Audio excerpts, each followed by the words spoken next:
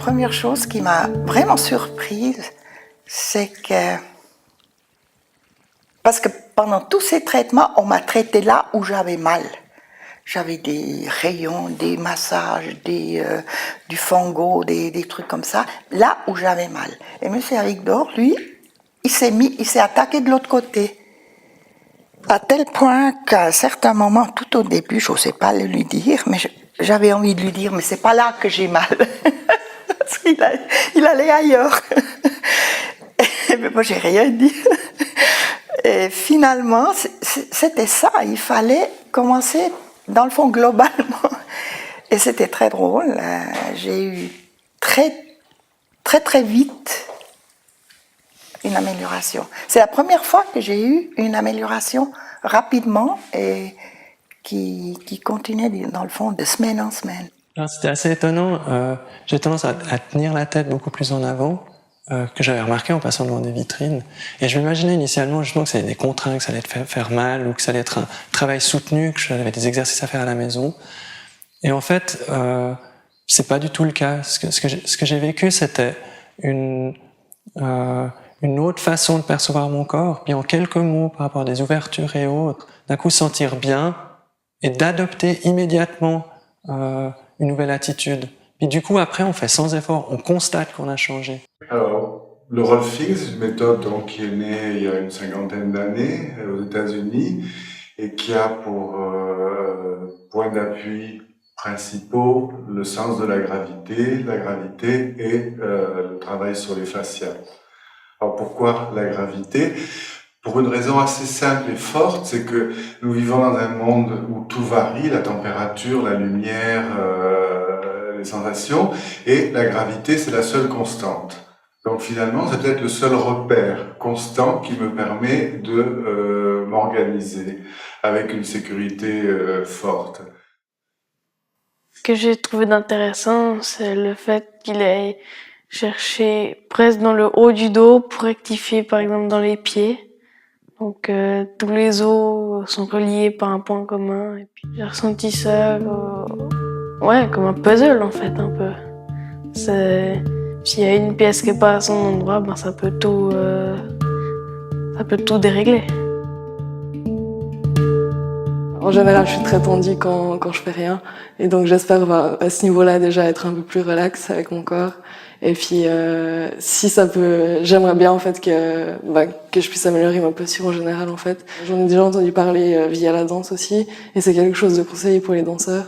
Donc, si ça peut m'aider autant dans la danse que dans la vie de tous les jours, j'aimerais bien. Si vous regardez de dos, vous voyez que le thorax, il est légèrement positionné sur la droite, comme ça. Et puis que son poids repose sur le pied droit. Alors ce qu'on voit sur ce profil, c'est qu'il y a un petit conflit d'hyperextension au niveau du genou, et puis que le bassin, dans son rapport avec le thorax, n'est pas en harmonie. Ça fait une petite compression ici au niveau lombaire. Il y a un peu de la peine à aller dans cette direction. Dans cette direction, c'est très bien, c'est très facile.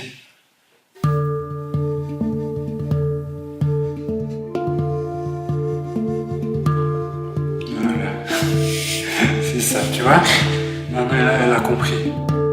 Ça va prendre du temps parce qu'aujourd'hui on a pu voir un aspect de la manière dont vous êtes organisé, et puis la prochaine fois on va regarder comment est-ce qu'on peut intégrer ça par rapport à votre appui dans le sol par exemple. Comment est-ce que vos pieds ils peuvent aussi réagir à ce qu'on a fait aujourd'hui. Et puis on verra comment vous avez évolué. Est-ce que tout d'un coup, dans 2 semaines, vous me dites « Ah, mais je suis comme avant ». Alors si c'est le cas, ça sera intéressant parce que ça voudrait dire que chez vous, les pieds sont le moteur d'une certaine organisation. Donc il y en a beaucoup des indications. Alors il y a beaucoup d'indications généralistes qui sont de redonner la fonction et l'organisation gravitaire et surtout sur les gestes qu'on répète le plus, c'est-à-dire la respiration, la marche. Donc, il faut penser que quand on marche, une personne ordinaire, pas quelqu'un qui ferait beaucoup de sport ou autre, mais une personne ordinaire, elle soulève, je crois, 50 000 kilos par jour, simplement avec le poids des jambes multiplié par le nombre de pas qu'on fait dans la journée. Donc, la manière dont on soulève ces 50 000 kilos va avoir un impact incommensurable sur l'ensemble de mon organisation. Donc du coup, le rolfing travaille sur deux niveaux. Il travaille sur la gravité à travers le remodelage des fascias, mais il travaille sur la gravité sur l'éducation. C'est-à-dire que l'organisation gravitaire, elle est principalement faite par les petites cellules réceptives que nous avons sous les pieds, qui sont sensibles à la pression et qui me permettent de savoir si je suis en train de tomber en avant ou en arrière. L'oreille interne, qui comporte un ensemble comme de petits fils à plomb, c'est une métaphore, et puis le regard, qui me permet de saisir les verticales externes. Donc en jouant sur ces trois paramètres dans l'éducation, dans le sens du mouvement, la proprioception, je vais apprendre petit à petit à utiliser mon corps d'une manière qui ouvre le maximum de potentiel. Pour vous lever, c'est la tête qui dirige. Non, vous allez trop vite. Laissez seulement le thorax aller jusqu'à ce qu'il soit au-dessus des pieds. Non, il n'est pas encore au-dessus des pieds. Voilà. Vous poussez dans les pieds pour remonter. Puis maintenant, c'est le coccyx qui guide, mais vous restez avec votre centre de gravité au milieu du pied. C'est votre coccyx qui guide. C'est vrai que je me suis un peu remise en question dans les activités que j'avais tous les jours qui me semblaient normales. Simplement, par exemple, me tenir à table. Normalement, je m'affalais sur ma chaise et tout, et c'est vrai que là, je me disais, mais je me tiens droite et tout, etc. Et je me suis rendu compte aussi que dans les positions que je pensais détendues, entre guillemets, justement, typiquement devant la télé, quand j'étais dans mon fauteuil et tout, et vraiment, j'étais comme ça, et je pensais que j'étais détendue. Et en fait, je me suis rendu compte que c'était pas le cas du tout, et que ça générait aussi des tensions. Donc, on a parlé des indications qui sont de l'ordre musculo-squelettique. Il y a une autre série d'applications qui sont peut-être pas directement évidentes, c'est tout le système viscéral. C'est-à-dire les viscères sont suspendus sur le squelette à travers des ligaments. Donc un gauchissement du squelette va mettre une viscère en positionnement négatif et empêcher sa motilité profonde. Les organes, ils sont entourés de membranes. Et les organes doivent pouvoir coulisser les uns par rapport aux autres en fonction de nos mouvements.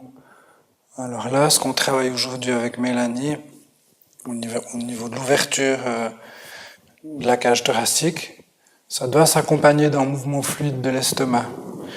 Et chez elle, l'estomac, il n'est pas toujours habitué à avoir des informations très très claires. Suivant la question que pose le patient, il va y avoir un peu plus de travail de pression, de travail manuel sur l'ensemble des fascias, ou un peu plus d'éducation, un peu des deux, ou un travail facial, et puis après, à la fin de la session, un travail pour que la personne se rende compte du bénéfice qui a été acquis, de manière à ce qu'il soit pérenne, c'est-à-dire qu'il puisse se conserver. Ce qu'on pourrait dire, sinon, s'il n'y a pas un minimum de conscience, si je remets le corps en place, mais que la personne ne s'est pas rendue compte du changement qui était intervenu, il n'y a aucune raison qu'elle ne reparte pas sur sa posture originelle. Elles sont fermées devant. Donc, concentrez-vous sur cette nouvelle perception dans la mâchoire. Laissez la mâchoire complètement... Voilà, c'est ça. Laissez la mâchoire libre. Encore. Respirez bien. Voilà, c'est ça. Ok, là, c'est bien. C'est quand même un travail à deux. Enfin, j'ai l'impression que quand il fait des manipulations, des fois, c'est inconscient, je pense, mais il me dit c'est bien, ça se passe bien maintenant. Et je le sens dans mon corps qu'il y a quelque chose qui a changé. Je sais pas si c'est grâce à moi ou si c'est vraiment que les manipulations qui font ça, mais j'ai l'impression que c'est un peu donnant en fait. Et je pense aussi ça m'a permis de me recentrer un peu sur moi, sur ce que je ressentais, parce que c'est vrai que d'habitude quand je fais des mouvements ou des actions, je pense pas du tout à comment je les fais, etc. Et là à la fin de chaque séance, Mathias me demandait comment j'avais ressenti ça, etc. Et c'est vrai que c'est des questions que d'habitude je me pose absolument pas, donc là aussi ça m'a permis d'avoir une autre perception de moi-même. Puis à mon avis, peut-être la chose fondamentale, ça va être l'impact psychologique. Non pas de rentrer dans l'histoire de la psychologie, mais de rentrer dans ce qui, de la psychologie, a pu faire un gauchissement du corps. Alors, à travers une réorganisation de mon assise gravitaire, je me redonne un potentiel d'action et je me redonne aussi un potentiel de relation. Pour ma part, ça lie beaucoup à l'émotionnel et au relationnel avec les gens parce que je suis obligée de me tenir très droite, d'ouvrir ici et j'ai toujours été plutôt quelqu'un comme ça. Alors ça change beaucoup que d'être comme ça au niveau de l'approche des gens, quoi. De se mettre, oser aller, oser pas regarder de haut, mais juste normal. Chacun de nous a une représentation de son propre corps qui n'est pas le corps tel qu'il est, mais le corps tel qu'on se l'est construit en tant qu'image. Et souvent, les gens ont une posture parce qu'ils ont pensé que cette posture est juste. Et donc, ils se sentent juste dans cette posture. Et si on leur demande de relâcher pour être gravitairement, ils vont avoir l'impression d'être là. Donc, il y a toute une partie, à cause de la question de l'image du corps, qui est de l'ordre de l'éducation. L'image du corps et la perception que j'en avais, ça a vraiment changé. C'est vrai que quand j'ai fait cette école de danse à Londres, c'était vraiment centré tout le temps sur l'image. Et c'est vrai que j'ai été vraiment obsédée par ça. Et à chaque fois, je pensais, à chaque fois que je mangeais, je me disais mais je peux pas parce que je vais grossir, etc. J'en avais honte avant. Je n'osais même pas regarder dans la glace en fait. Le moins j'avais affaire à lui en fait, le mieux je me sentais. Enfin, c'est un peu. Disons que j'essayais d'éviter la question, j'essayais de pas... Enfin, quand je me voyais dans le miroir, je me disais, mais t'es grosse, il faut que tu perdes du poids et tout. Et maintenant, je me regarde et je me dis... j'aime mon corps.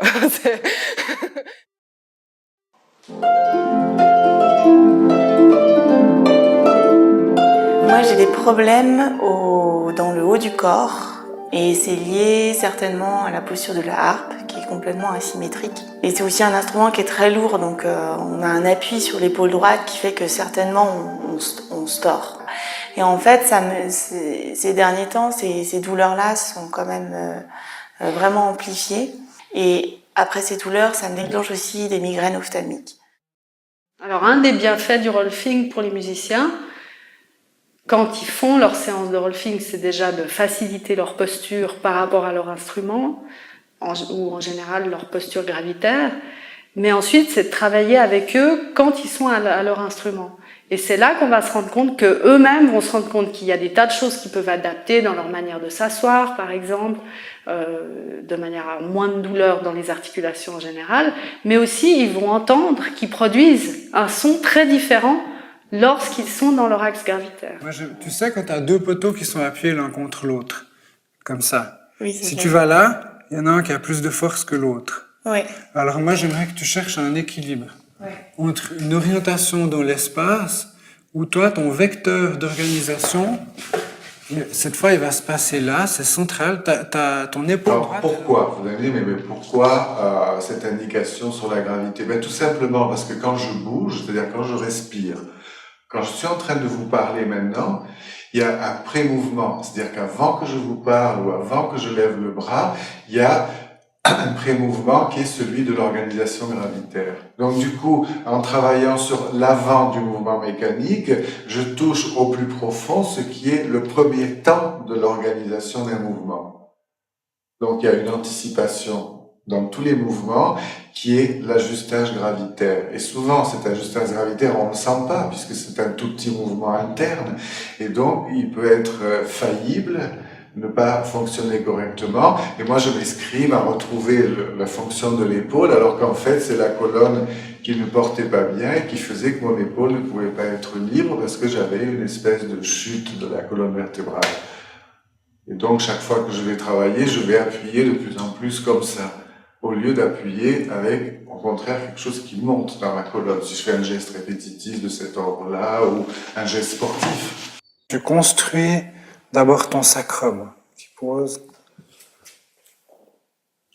Tu construis ta main, tu construis ton espace à droite. Voilà, pas mal. Et au niveau du sternum encore. Et tu laisses la colonne suspendue. Voilà, c'est ça.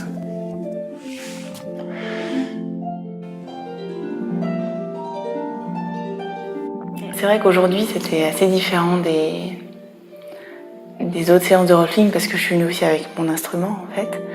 Et en fait, c'est très différent de ce que je pensais. Je pensais, moi, qu'il fallait plutôt avoir une position très stable et limite bloquée.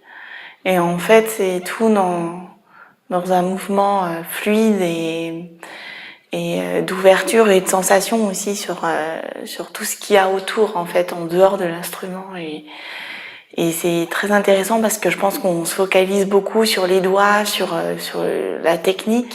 Et finalement, en discutant avec Mathias, on réalise que ces soucis, c'est pas des problèmes, c'est aussi une thérapie pour moi. En fait, ça me permet vraiment de faire travailler mon corps, mais en douceur et en fluidité, en fait.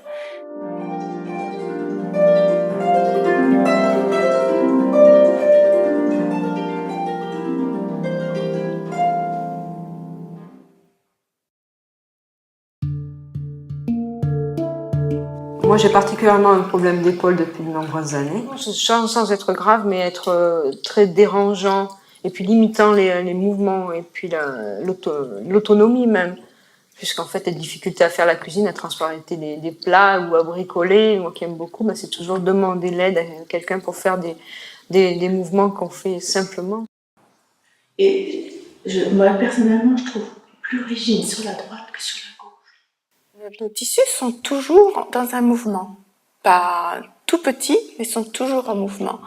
Et quand il y a une crispation, quand il y a une contraction, ce mouvement est souvent stoppé, arrêté, n'existe plus ou limité. Et simplement avec le contact de la main, les tissus commencent à retrouver leur propre motilité, à retrouver un mouvement qui leur est propre, et ma main encourage ce mouvement. Ouvre devant pour laisser la colonne partir de devant. Voilà. Depuis ton coude gauche, j'appuie pas, tu viens rencontrer mon contact ici. Donc c'est un allongement et tu rentres. Voilà, super, vas-y. Voilà, et tu relâches. Bien. Et là où ça devient intéressant, c'est de mettre ces transformations physiques, donc articulaires ou au niveau du tissu mou, qui est le tissu sur lequel on travaille, de les mettre dans une perspective fonctionnelle. C'est-à-dire que tout d'un coup, la personne va se lever, elle va dire « Ah, il y a quelque chose qui a changé, je me tiens différemment, je me sens autrement et j'ai une capacité fonctionnelle autre. » Tu vois, le sol de ton crâne, descend. Voilà. Et puis les fascias, c'est quoi? Alors les fascias, donc, on a plusieurs manières de nommer ça. C'est le tissu conjonctif, c'est un ensemble de tissus. C'est comme une toile de tente. La meilleure métaphore serait peut-être celle-là. Il y a une toile de tente, il y a des piquets, c'est le squelette, il y a la toile de la tente, c'est les fascias, et puis il y a les caoutchoucs qui tendent la toile de la tente, qui sont les muscles. Alors, la particularité des fascias, c'est qu'ils sont plastiques. C'est-à-dire que si la toile de tente, elle est tendue, tordue, et qu'elle est tendue, tordue pendant 15 jours, la toile va se déformer et va rester déformée. Mais dans la mesure où c'est plastique, il y a toujours un retour possible, et c'est le travail qu'on fait par des techniques de légère pression sur l'ensemble des fascias, de redonner aux fascias la capacité d'avoir un squelette en accord avec la gravité. Je vois que c'est la limitation, elle est ici. Voilà. Donc je prends ça, puis on va faire des tout petits mouvements. Donc toi, c'est toujours la pesanteur dans la table. Puis tu laisses... Oui, lâche-moi bien ton numérus, ton bras, là. Moi, je vais faire des petits mouvements. Même à la fin de la séance, ou alors que normalement c'est relâché, là le travail qui est fait en disant « Attends, on reprend conscience simplement de mettre la main à quelque part sur la nuque ou quoi que ce soit », c'est le contact permet une prise de conscience qui fait que la marche va encore se dérouler autrement. Et moi, je vais partir avec un petit peu cette conscience du corps, d'une partie du corps renouvelée. Et je crois que c'est aussi ça qui participe, séance après séance, à construire un nouveau schéma corporel et à faire que entre 2 séances, et puis après, le reste du temps, je construise de moins en moins de tension.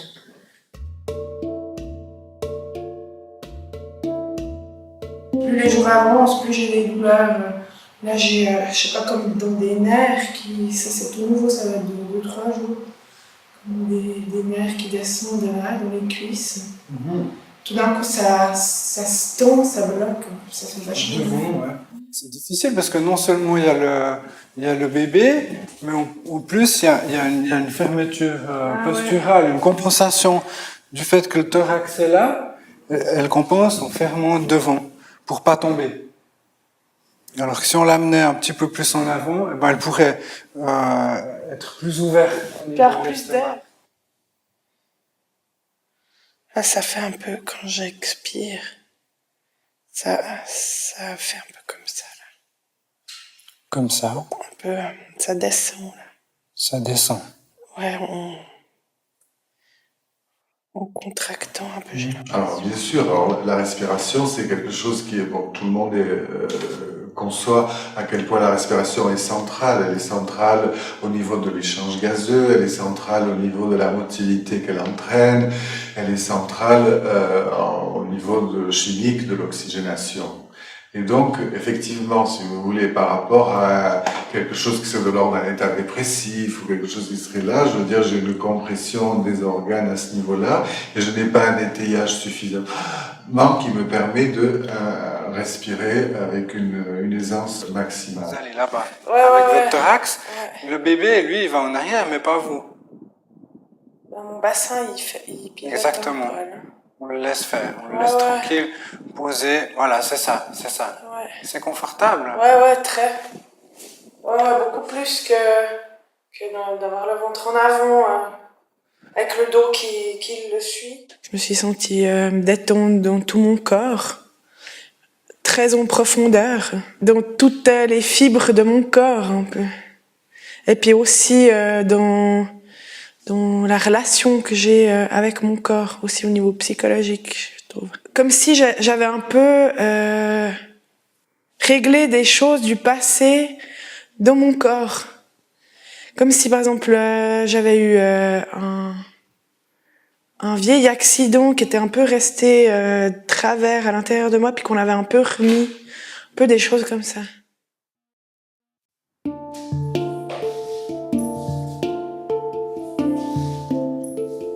Quels sont les buts que vous vous fixez? Moi, le but, c'est d'arriver à être plus indépendante que si quand je tombe ou comme ça, et puis de pouvoir mieux marcher, et puis de plus avoir toujours cette douleur dans le dos quand je suis fatiguée. Le mot réhabilitation n'est pas le mot idéal puisque le corps a changé entre le corps d'avant et le corps après l'accident. Il y a eu des modifications, il y a eu des blessures peut-être, il y a eu des impacts et qu'on n'a pas le même corps. Et souvent, dans la réhabilitation, c'était l'idée de reproduire le même corps qu'avant. Alors que là, non, on va toujours se reposer la question. Ici et maintenant, aujourd'hui, avec ce corps tel qu'il est, avec ses amputations chirurgicales ou autres, quelle est la meilleure assise gravitaire pour retrouver un potentiel de mouvement? Vous en glissez le pied sur la table. Ah, c'est bien ça.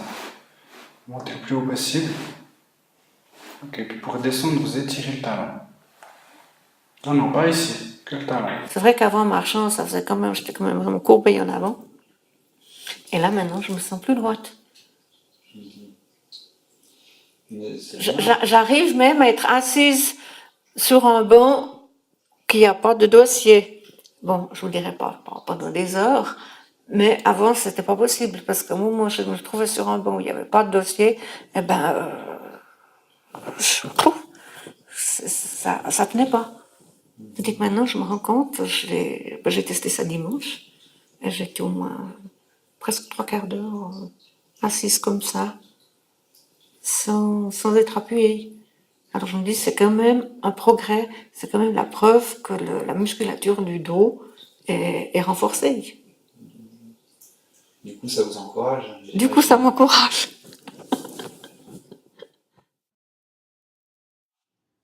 Peut-être la chose personnelle, cette fois-ci, que je pourrais dire le plus important, c'est qu'est-ce qui m'a amené à devenir un rolfeur, c'est d'avoir bénéficié des séances de rolfing.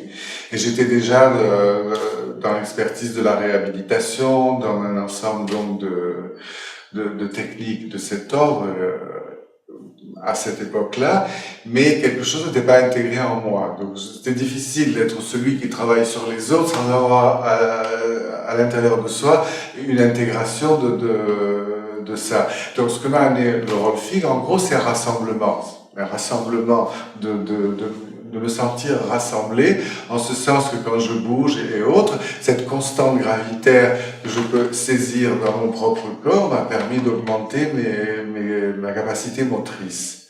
Et donc cette capacité motrice, elle m'a donné un bien-être psychologique tellement fort que j'ai voulu arrêter tout ce que je faisais pour devenir rolfeur.